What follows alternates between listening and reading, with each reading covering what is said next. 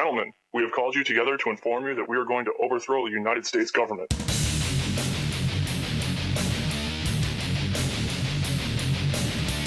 you still think that jet fuel brought down the World Trade Center? Now we're going to go to another clip, this time by RT, as they caught up with Alex Jones yesterday at Bilderberg, and Alex explains how the elite are meeting in secret to plan a one world bank and a total cashless society control grid. As they begin arriving in the next few hours, it's Bilderberg 2012. They're trying to push a global bank as the solution to all our problems that they created. They're openly trying to push more police state systems. They want to end internet freedom. They want to bring in internet IDs. Members of the Bilderberg Group have said this. And as you heard in that clip, Alex Jones mentioned the electronic ID system, and I think this is what concerns me the most about this year's meeting at Bilderberg is the push for a mandatory electronic ID system. Now, there are two attendees, regular attendees, I might add, that are there meeting in secret that are involved in this. One of them is Neelie Kroes, and she is the European Union's Digital Agenda Commissioner, and she is working overtime, trust me, to get this mandatory electronic ID system in place. Meanwhile, we have in America, we have the head of the NSA, General Keith Alexander, and he's working hard as well in his creation of the what they call the U.S. Cybercom. Now, these two have been paired up during the entire conference, and they are pushing for a mandatory electronic ID system. And basically, this will phase in the total cashless control grid. And, and then eventually after that, this is one step closer to the mark of the beast system. So this is very alarming, and we must point attention to all this. I also want to point out that, the technocrats are also there, all these guys from the Silicon Valley and Facebook. They're there to data mine, share all the intelligence, all the data mining to the intelligence communities. And a couple of Mitt Romney's advisors are also in attendance, and one of them, name is David Kagan, and he had some interesting things to say about Bilderberg, and this is what he said. This is a quote from David Kagan, "The meeting merely represents a lot of vaguely uninteresting people giving vaguely uninteresting lectures and then having nice meals in nice places," of course downplaying the whole significance of the Bilderberg meetings. And, maybe that's why the mainstream media has been uninterested in reporting Bilderberg meetings all these years, because it's full of vaguely uninteresting people. Come on, man, give me a break. Nothing interesting, right, about the world's top power brokers getting together and discussing policy, creating policy of global significance. If you think about it, the euro was created at Bilderberg. The euro was created at Bilderberg. Are you listening? The Washington Post, okay, they are a creature of Bilderberg, all right? So it's not like the mainstream media wasn't invited, okay, because they're there every year. Their CEOs are there. Their representatives are always there. Do we have that quote? I know we're going to save it for the end of the day, but can we just play it right now? Let's quote. This is the David Rockefeller quote. Speaking of the Washington Times. All right, here's a quote from David Rockefeller. "We are grateful to the Washington Post, the New York Times, Time Magazine, and other great publications whose directors have attended our meetings and respected their promises of discretion for almost 40 years. Boy, look at that face. That's a face, I don't even know if a mother could even love that face. That guy is scaring me. He continues, "It would have been impossible for us to develop our plan for the world if we had been subjected to the lights of publicity during those years. But the world is more sophisticated and prepared to march toward a world government. The supernatural sovereignty of an intellectual elite and world bankers is surely preferable to the national autodetermination practiced in past centuries." So there you have it, folks. The mainstream media is fully aware of Bilderberg because they're there themselves. They attend every single time. Mainstream media is there to distract, to divide and conquer. That is their job. They want to trick you into this false left-right system. the false left-right paradigm, as Alex Jones has coined that phrase. It's, Republican versus Democrat, liberal versus conservative, MSNBC versus Fox News, Keith Olbermann versus Bill O'Reilly and Rush Limbaugh, Romney versus Obama. It's a lie. It's a never-ending circle jerk, and it's got to stop. It's total lie. It's a two-party system in this country is a complete fraud. It is a two-party dictatorship. Okay, let's get that straight. And we're going to take a quick break, but when we come back, Alex Jones and the rest of the InfoWars crew joins us live from Chantilly, Virginia, where they're there with a record number of protesters and activists who are all there confronting the global mafia. And oh, how the elite dread the spotlight. Yeah, but Joe Bannister, I want to hand the mic over to you. For the audience out there watching, since you've been here last night and today, what is your perspective on what you've seen? Take your time. Thank you, Alex. Well, of course, I'm really glad that I came. And there's quite a big group there.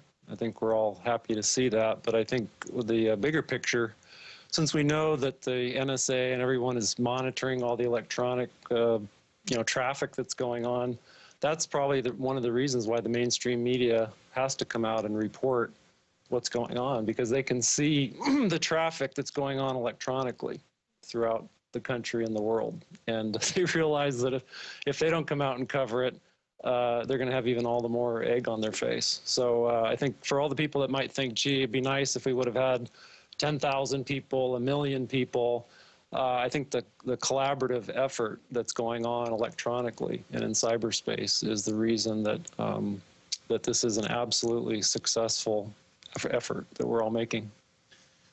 I'm going to go back to you, but that's why I love Joe. That is such a central point. We have had millions of video views the last 3 days, just our little operation, not just the regular listeners. Other sites are having millions of views together. You're right. Everything is digital now. And we had 200 yesterday, around 500 today. Most of the crowd I saw yesterday, I didn't see today. People are coming through one day, like Stuart Rhodes, Oath Keepers. They're here tonight, and tomorrow, part of the day, they're gone. They've got more stuff to do.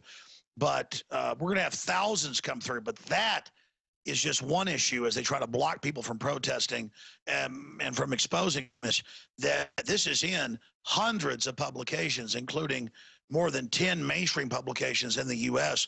This is everything the Bilderberg Group has fought against. They said this didn't exist. Joe, continue. Well, and I really like that point that you keep making. I mean, you can document ever since the 50s, when Jim Tucker was first, without an internet, without anything more than a pad and a pencil, reporting on what the Bilderberg Group was doing ever since their name came about from the original hotel. So we can document 40 and 50 years and more of mainstream media telling the world that this group doesn't exist. You're crazy for thinking so.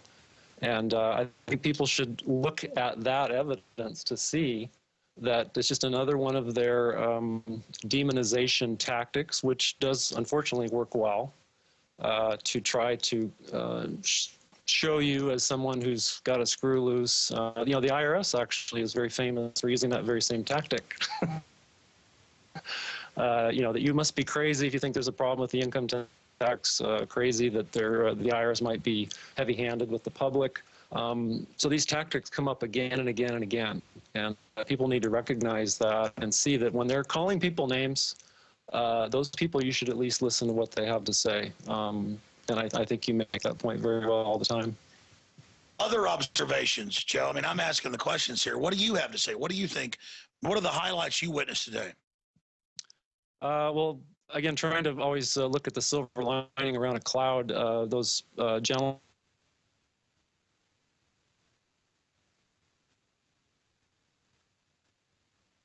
Break in our, looks like we've taken a break in our Skype connection. Let's go over one of the stories from today. You turn to me here. The Bilderberger protester arrested for crossing a street. Security crackdown surrounding elite confab testifies.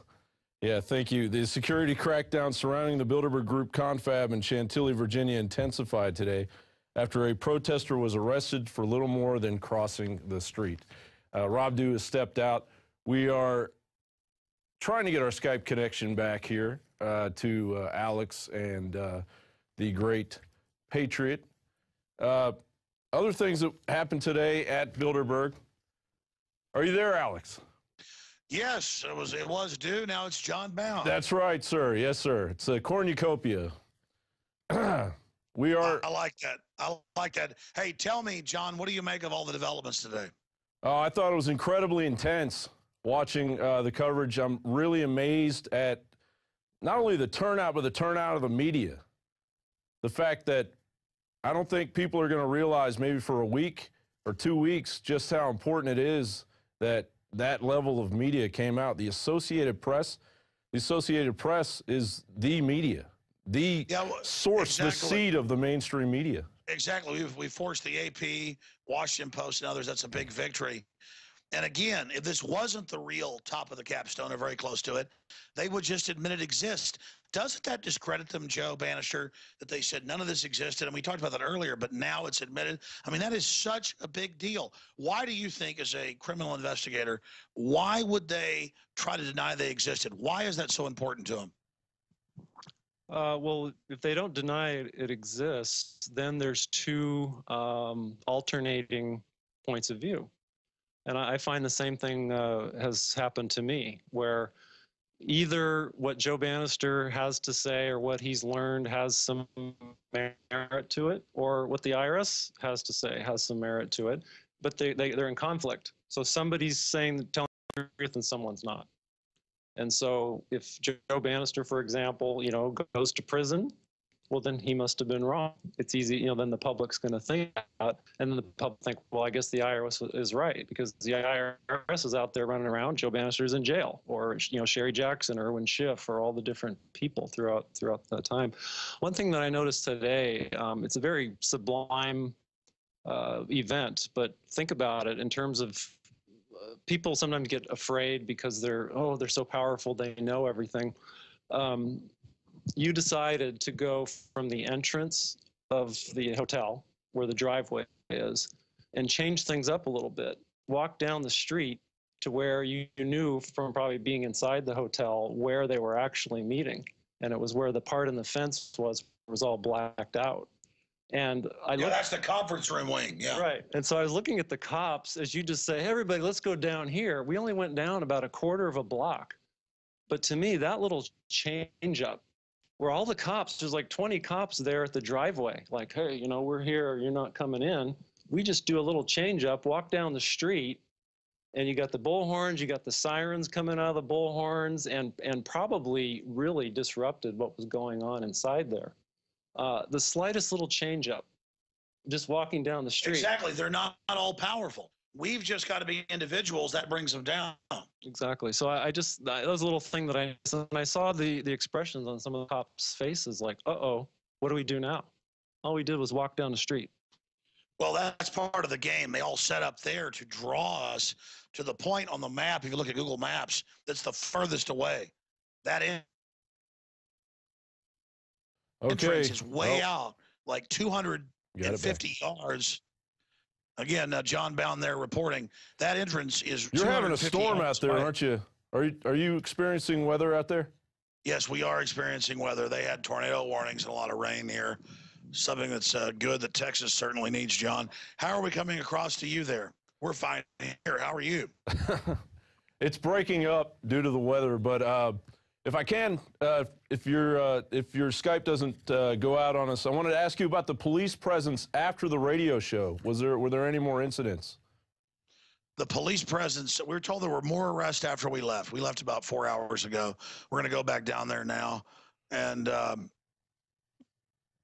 look, bottom line, they don't want to be identified because they're illegally violating the Logan Act. You had a bunch of foreign banks and other interests meeting with politicians who are basically their agents. And Hillary got fined in the mid-90s. It's kind of like Fast and Furious. They're caught shipping guns into Mexico, hand grenades, to blame the Second Amendment. Those memos come out, and then nobody gets in trouble. There's kind of this point, this Rubicon, where no matter what they do, and that's what happens with tyranny. At a certain point, they get away with it, and then the sky's the limit. That's why things are accelerating now with NDAA, re-education camps, all of this.